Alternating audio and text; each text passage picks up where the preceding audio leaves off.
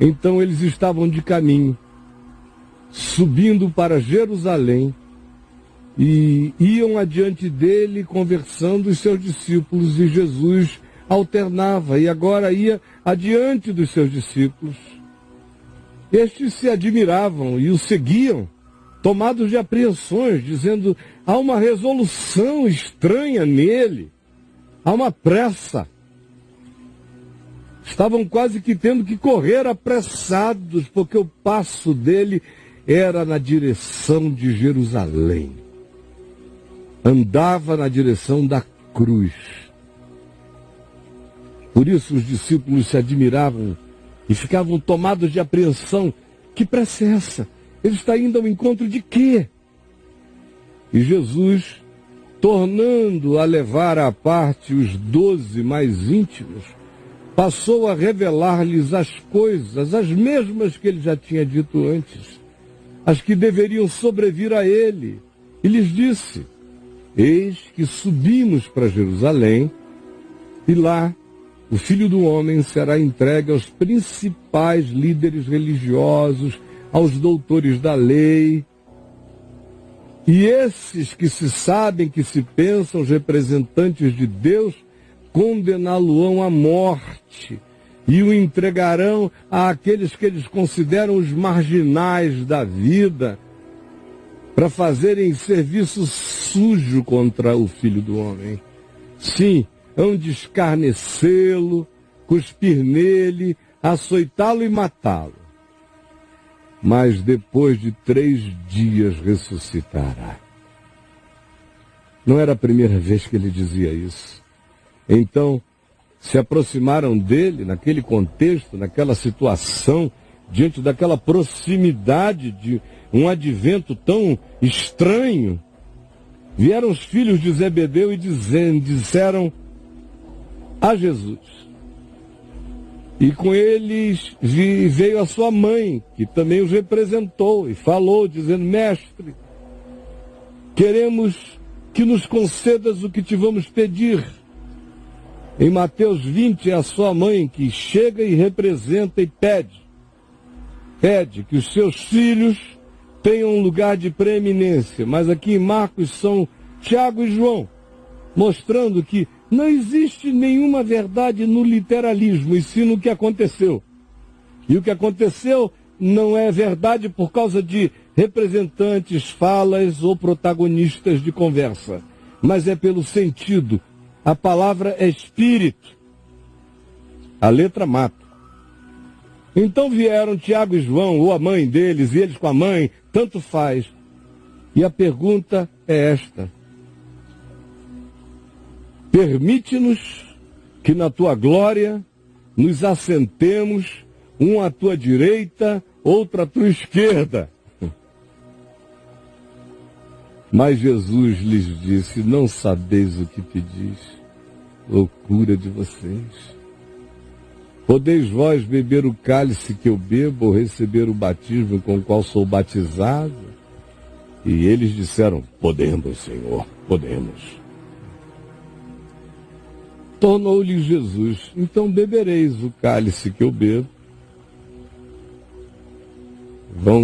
Bebereis muita angústia, e recebereis o batismo com o qual eu sou batizado. Tiago chegou a ser batizado decapitado. Quanto, porém, ao assentar-se à minha direita ou à minha esquerda, eis que ele, sendo Deus, não julgou como usurpação ser igual a Deus, antes a si mesmo se humilhou e assumiu a forma de servo e foi reconhecido como uma figura humana que se tornou obediente até a morte e morte de cruz, para que ao nome de Jesus se dobre todo joelho e toda língua confesse que Jesus Cristo é o Senhor, para a glória de Deus o Pai. Por isso ele diz: quanto, porém, ao assentar-se à minha direita e à minha esquerda, não me compete concedê-lo, porque é para aqueles a quem está preparado por meu Pai. Subsistindo em forma de Deus, não julgou como usurpação ser igual a Deus. Ouvindo isto, Indignaram-se os outros 10 apóstolos contra Tiago e João. Queriam linchá-los de raiva. Mas Jesus, chamando-os para junto de si, que é o único lugar aonde crente pode sobreviver sem se idiotar, é junto de Jesus. Do contrário, vão surtar. Por isso, Jesus, chamando-os para junto de si, longe dele, toda comunhão de crentes é ódio, disputa, é competição, é endiabramento. Por isso, Jesus, chamando-os para junto de si, disse-lhes: sabeis que os que são considerados governadores dos povos têm-nos sob seu domínio, os seus servos, os que trabalham para eles, e sobre eles os seus maiorais também exercem autoridades. São hierarquias de domínio, de controles e de maiorias e de preeminências. Mas entre vós não é assim.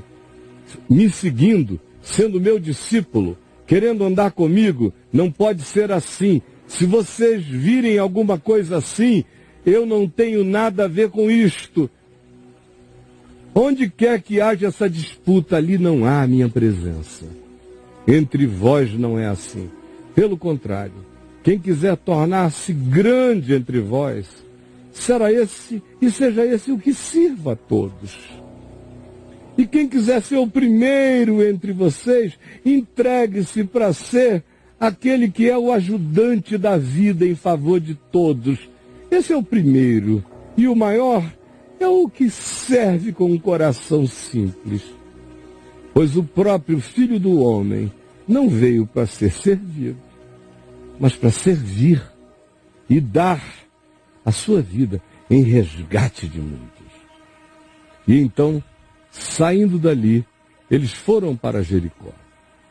Quando Jesus atravessou Jericó e saía de Jericó, juntamente com os discípulos e numerosa multidão, Bartimeu, que era cego e também mendigo, filho de um homem chamado Timeu, estava sentado à beira do caminho por onde Jesus passava saindo de Jericó para subir na direção de Jerusalém. E Bartimeu, ouvindo que era Jesus da Galiléia, o Nazareno de Nazaré, aquele sobre quem todos falavam, pôs-se a clamar. E ele clamava assim: Jesus, Messias, filho de Davi, tem compaixão de mim. E muitos o repreendiam, dizendo: fica calado, Bartimeu. Cala, rapaz. Mas ele cada vez gritava mais: meu Messias, ô filho de Davi, tem compaixão de mim. E Jesus parou no meio de toda a gritaria e disse: chamai aquele que clama por mim. Chamaram. Então Bartimeu veio, dizendo, e Jesus disse a ele: tem bom ânimo, meu filho, levanta-te, ele te chama. Os que foram chamá-lo já vieram, mudaram o discurso. Quando viram que Jesus se interessou no homem, foram chamá-lo já dizendo: tem bom ânimo, levanta-te, ele te chama. O pessoal está sempre querendo jogar no time que eles acham que vai ganhar. Mas enquanto o pobre é pobre, está sozinho, eles mandam se calar. Então Bartimeu, lançando de si a capa, levantou-se de um salto e foi ter com Jesus, porque ele era cego e mendigo, mas tudo que ele não era vacilão. Perguntou-lhe Jesus: queres? O que tu queres que eu te faça? Respondeu Bartimeu: mestre, eu quero é ver. E essa pergunta de Jesus não é óbvia, porque o cara era mendigo. Nos dias de hoje haveria muita gente que pensaria: eu prefiro ser cego, cheio da grana, do que voltar a ver e continuar duro.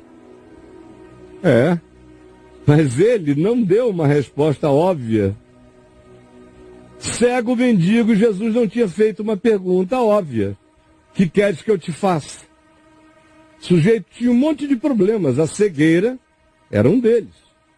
E ele elegeu dos males o significativo para ser tratado. Mestre, eu quero ver, eu quero luz.